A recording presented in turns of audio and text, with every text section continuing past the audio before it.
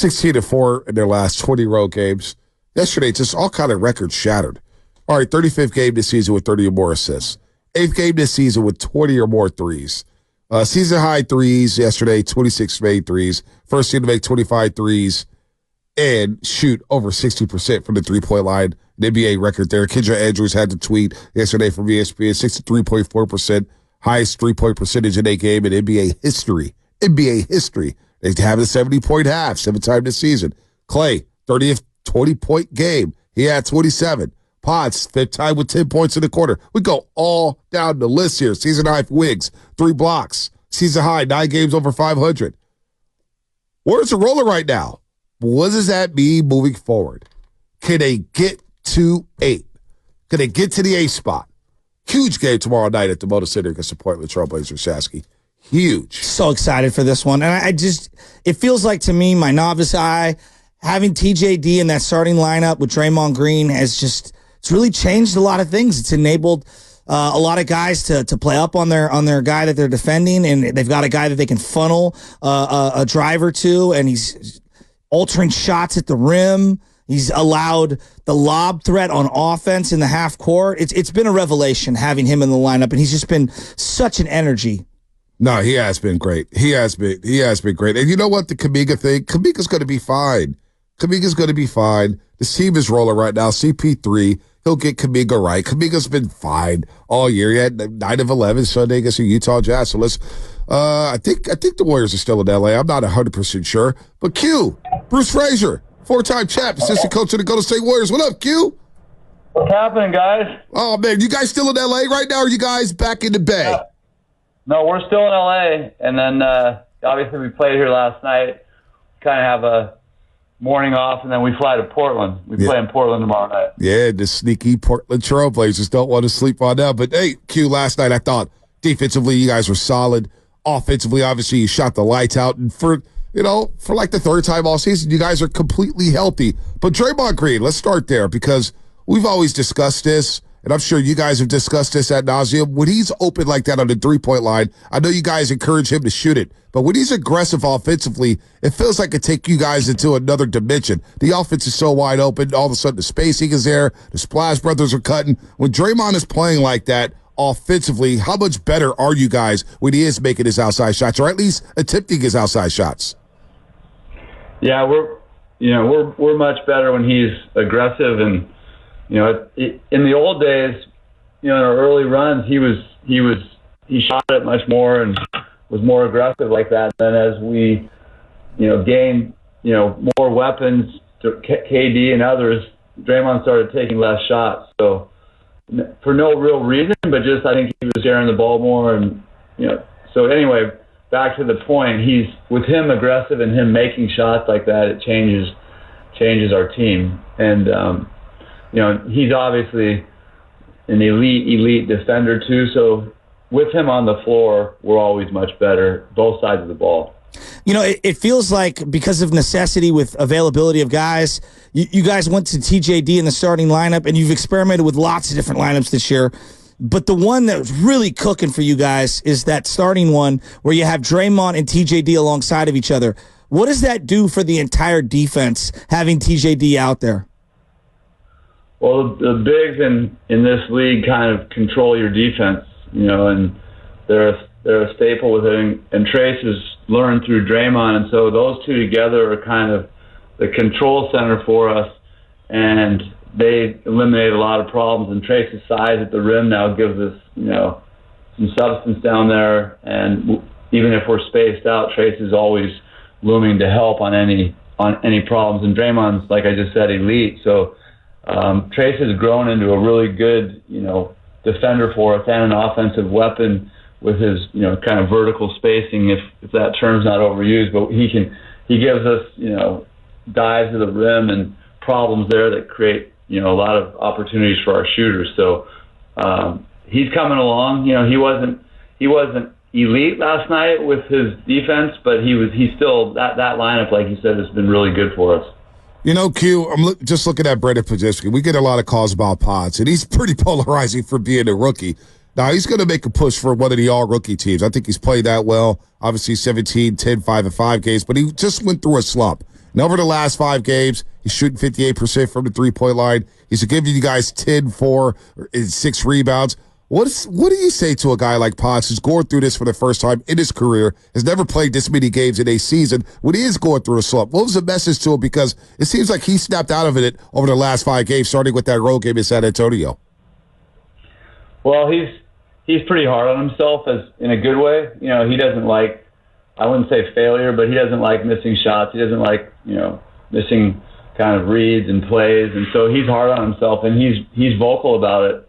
To some of us, especially to me. So, there's no, it's a kind of a rookie thing where they go up and down a little bit. It's even, young players, not just rookies, but young players in general can have dips in the season. But, there's not like you need to do this, you need to do this, keep your elbow in. I think that stuff's overrated. I have a simple answer for him and just say, you're human. Get him off his rant, a little bit. Which is true. These guys are young and human, and they're going to make mistakes and go through ups and downs. And he's a very, very capable player and sees the game very well. He has all the ingredients that are hard to teach that make him a really potent weapon, especially when he's shooting it well. So he's gonna miss some shots. He's gonna miss some plays, but he's starting to you're starting to see real signs of this guy's a really good piece for us. So he's a vital part of our team and one of the better rookies in the league. The team feels so united right now and so re-energized just in general. What was the vibe like in that locker room after that one? Because I know it's not on the level of winning a championship. No one's saying that. But for this season, that felt about as high of the united stand base by the entire team as I've seen all year. Yeah, I mean, the vibe's been really good with our team. And to be honest, it's the one thing that we've been able to hold on to this whole year is we have good chemistry, and our guys have been connected all year. We haven't had the performances, both individually and collectively, in some of the games, and we've lost some heartbreakers along the way. But we've never fractured, and the chemistry and the culture of this team is really good. So I think what's helping now, aside from obviously the wins, is just we're getting performances which lead to wins from people, from all of them. And you saw it last night with just the way we shot it. Now, I don't expect to shoot it like that every night, but we're getting performances now, and consistent sort of performances. What you're saying, okay, these guys have something. So we've always had that something. I hate to be redundant, but we're just getting performances now out of Clay and Wiggs and Podziemski last night, and Trace has made a big difference, and Draymond, and so we don't have to rely as much on Steph as we were at times during the year. So it's an exciting, we're seeing exciting things, and it's I think it's a good sign for us as we go here. Talking to Bruce Fraser, assistant coach of the Golden State Warriors, a 4-time champ, the man they call Q. And the Warriors roll last night, making 26 threes, a season high. They shoot a season high 58.8% from the floor. Their 25-plus threes and 60% percentage from the three-point line is an NBA record. No team's ever done that in NBA history. No team's ever shot 63.4% from three in NBA history here. But you're talking about the lineup here. And look, Steph was masterful last night, 23 points on 9 shots, the 8 assists to 7 rebounds. But Jonathan Kuminga's also another topic here in sports radio. Kuminga's had an exceptional season, Q. You know that. We all know that. He's coming off the bench now after starting 29 straight games and then missing the 6 games with knee tendonitis. I think he's just fine mentally. But what if you guys told Kuminga about this role change here? Really, he's going to see 20-plus minutes a night, but obviously the allure of not starting. What was the message to Kuminga knowing that, hey, we're rolling with TJD, but we still need you, JK. You're still important to this team. How do you relay that message to a young man like him who has had success starting with this team? Well, I think you say it just like you did. And to be honest, it's kind of what we've done as a team and staff over the years. It sort of just naturally evolved because of his injury. And so when we started Trace and JK was out and Wiggs was back in, we've been playing so well with that lineup that we always have done this, even when other guys come back. It's just, we just stick with what's working. And that's also the message, is like, well, you're going to be fine. JK is going to help us a ton, and he could be back in the lineup. Like, Right. we've done this historically where, especially in the playoffs, where it's very matchup based. And so you could see some lineup changes just based on the matchups. And you've seen it over the years with what we've done with, Andre Iguodala starting a long time ago in the Cleveland series, and GP, and just so anyway, not to go into all that stuff, you could see lineup changes. So everyone's valuable to us in the playoffs because you need different weapons. And, JK is a really elite weapon for us with his versatility and his physicality, and, he's a threat at the rim. So he's a good weapon. He's not gonna be out of any rotations or lineups. You guys always talk about, sticking with what's working. We never talk about these, but these inbound plays after timeouts that you guys come up with, whether it's the sideline ones or the blobs, the baseline ones, who's coming up with that Rolodex, and who's on that staff picking which ones to utilize in a given moment? Because I feel like it's one of the most efficient ways that you guys get buckets easily, and we never talk about them in these 2 and 3 possession games, and yet it always comes down to easy buckets that you guys are getting out of those.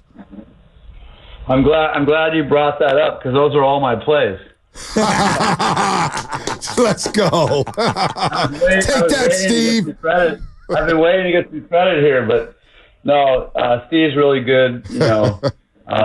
With those, he has been historically with, he's a bright mind in many ways. And then, our staff, even our young video guys at times have ideas. So he's always receptive to, some of the guys, all of our ideas, and he's really good himself. And then I think, to put it all together, he has a really good feel for, what might work at that time. And so we may hand him plays before games or throughout the weeks and think of things, but he's the one that, kind of decides and has a really good feel for that. So it's a collective effort, but he's the chief and he's been really good at it. And then then I'm kind of giving all the coaches this incredible credit, but the guys got to go out and execute it, right? And we have good players and smart players and skilled players. So those guys, I know that sounds a little sappy, but they make big shots. And Draymond, Steph, Clay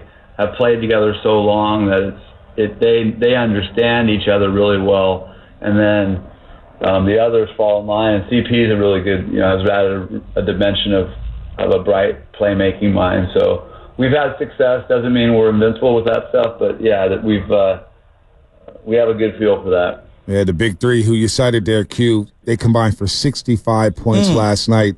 13 rebounds, 18 assists, a couple steals, a couple blocks. I mean, they go 16 to 23 for the 3-point line. So a great night for them, but a great night overall for all you guys. Q, beating the Lakers, winning the season series, and now let's see if you guys can move up to 8. I know you guys need a little help, but we are scoreboard watching right now, Q. So good luck in Portland tomorrow night. I know you guys won't sleep on the Blazers like my man Shasky over here. So good luck tomorrow night. We'll be watching. Get some rest, man. All right. Appreciate it, guys. Thanks. See you, Anytime. buddy. Bruce Fraser here on the Morning Roast on 95.7 The Game. The Motor Center is going to be rocking, Shasky.